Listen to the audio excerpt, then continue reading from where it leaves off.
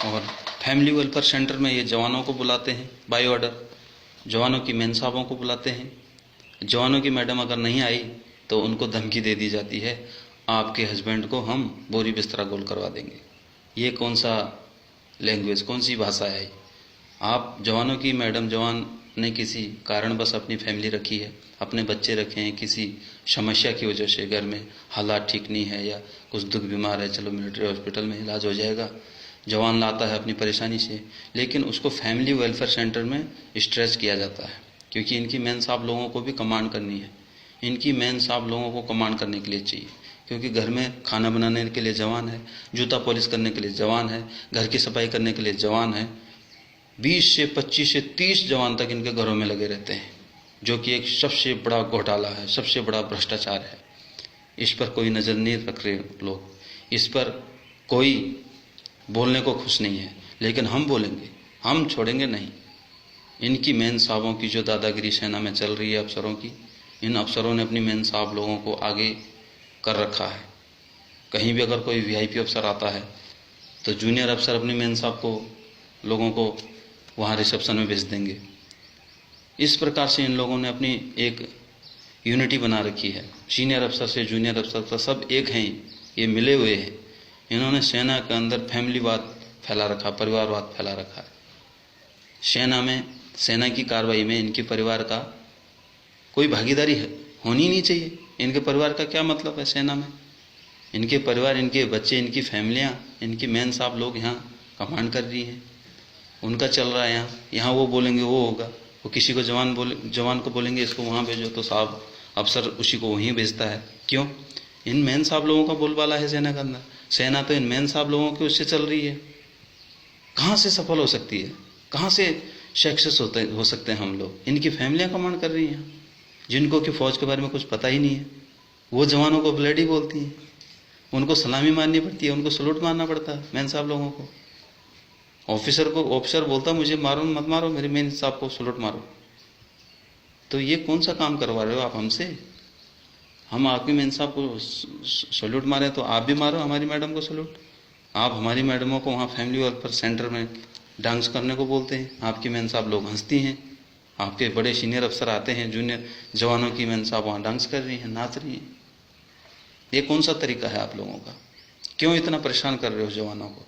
ये family welfare centre क्यों चला रहे हो आप लोग? दादागिरी दिखाने के लिए, जवानों को चक्कर कटाने के लिए? उनकी मेन साहब लोगों को क्यों परेशान कर रहे हो? वो कोई इलाज के लिए आए हैं, कोई प्रेग्नेंट है, किसी के घर में समस्या कुछ है, और यहाँ आप लोग बाय ऑर्डर उनको तंग कर रहे हो। ऑर्डरों में देते हैं, अगर कल फलाने की मैडम वहाँ पे नहीं आई सिलाई मशीन चलाने के लिए, तो वो बिस्तरा अपना गोल कर लेगा और यहाँ से चल देगा, यानी उसको तुरंत पोस्टिंग कर दी जाएगी। इनकी फैमिलियों की, इनकी मेन साहब लोगों की ऐसी पावर चल रही है यहाँ पे। जवान को तंग करने का इन लोगों ने, पूरे परिवार ने, अफसर के पूरे परिवारों ने ठेका ले रखा है। इन्होंने अपनी घर की खेती समझ रखा है फौज को। इनके घर की खेती है फौज। इनका पूरा यूनिटी बनी हुई है, यहाँ से वहाँ फ़ोन चला जाता है, वहाँ से यहाँ फ़ोन चला जाता है। अगर किसी जवान को यहाँ से ये पोस्टिंग भेज भी देंगे तो वहाँ पहले इनका फ़ोन चला जाएगा, देख लेना भाई फलाना बंदा आ रहा है, उसको भेज रहा हूँ, उसको देख लेना। इसका क्या मतलब होता है? इसके मतलब जवानों को अफसरों से खतरा है, जवानों को अफसरों से खतरा है। इनकी यूनिटी बनी हुई है, जवान कुछ बोल नहीं सकता इनको। अपने हक की लड़ाई भी जवान नहीं लड़ सकता। इनकी मेन साहबों की चमचागिरी करो। इनके लिए गाड़ियां लागू हैं, एक फ़ोन करती हैं 2 सेकंड के अंदर इनके पास गाड़ी पहुंच जाती है। ऐसी हालत कर रखी है इन्होंने फौज की। यह हालत है आज सेना की। जवान गाड़ी मांगेगा नहीं मिलेगी, जवान को गोली भी लग जाएगी ना तब भी गाड़ी नहीं मिलती। मरने दो बोला, शहीद हो जाएगा। लेकिन मेन साहब बोलेगी मेरे पेट में दर्द है तो 2 सेकंड में गाड़ी आ जाएगी। इनकी मेन साहब को प्रायोरिटी है, जवान को प्रायोरिटी नहीं है। जबकि हकीकत में भारत सरकार जवान को दे रही है, इनकी मेन साहब लोगों को नहीं। लेकिन यहाँ चल रहा सारा उल्टा, सिस्टम पूरा उल्टा चल रहा है।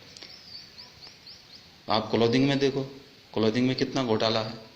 हम पूरी क्लोथिंग खरीद के पहन रहे हैं, एक भी कपड़ा हमारा स्टोर का नहीं है, सरकारी नहीं है, सारा खरीद के पहन रहे हैं। तो फिर ये क्लोथिंग इशू हो क्यों रहा है?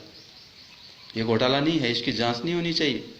जब हमारे पहनने में वो सामान आ ही नहीं रहा है क्लोथिंग वाला, तो क्यों इशू कर रहे हो? बेफालतू का क्यों खर्च कर रहे हो? गवर्नमेंट को क्यों नुकसान में डाल रहे हो? गवर्नमेंट का क्यों खर्चा कर रहे हो इतना, जब हमने कोई पहनना ही नहीं? हमने अगर कोई सरकारी पहन भी लिया तो अफसर उस पर उंगली उठा देता है, ये कौन सा कपड़ा है तेरा? तो क्यों हमें इशू कर रहे हो आप? जब हमने वो क्लोथिंग पहनना ही नहीं है तो इशू क्यों कर रहे हो हमें? बेवकूफ़ बनाने के लिए, गवर्नमेंट पर चूना लगाने के लिए सारे मिले हैं, सब घोटाले हो रहे हैं। क्लोथिंग पे भी घोटाला हो रहा है। जवानों का ये जो क्लोथिंग मिलता है ये बंद होना चाहिए, उसके बदले जवानों को पैसा दे दिया जाना चाहिए। खाने पे घोटाला है, वहाँ से राशन आउट हो रहा है। जवानों को आप राशन का, क्लोथिंग का पैसा दे दो, जवान अपना खा लेगा। सिविल बंदों को भी रोज़गार मिलेगा, कहीं कैंटीनें खुलेंगी, और हम अपना, जहाँ हमें 200 रुपये मिलेंगे खाने का, हमारा खाना 100 रुपये में हो जाता है। बाकी का खाना ये आउट कर देते हैं, बेच देते हैं, पैसे ले लेते हैं, पैसे खा जाते हैं, सारे घोटाले में लिप्त हैं। लोग बोलते हैं सेना में घोटाले नहीं होते, तो सबसे ज़्यादा घोटाले सेना के अंदर होते हैं, ये दावा कर सकता हूँ, क्योंकि इनको पता है यहाँ मीडिया आएगी नहीं, जवान मुंह खोलेगा नहीं, अनडिसिप्लिन में फंसा देंगे।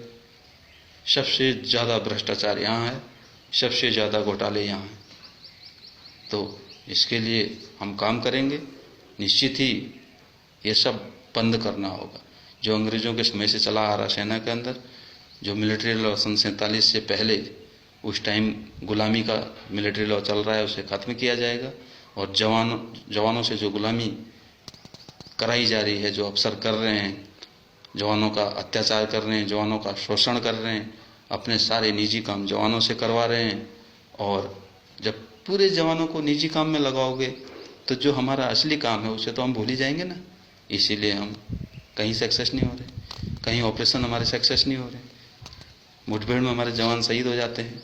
जो एक हफ्ते हथियार चला के मिलिटेंट आता है वो हम पर हैवी हो जा रहा है।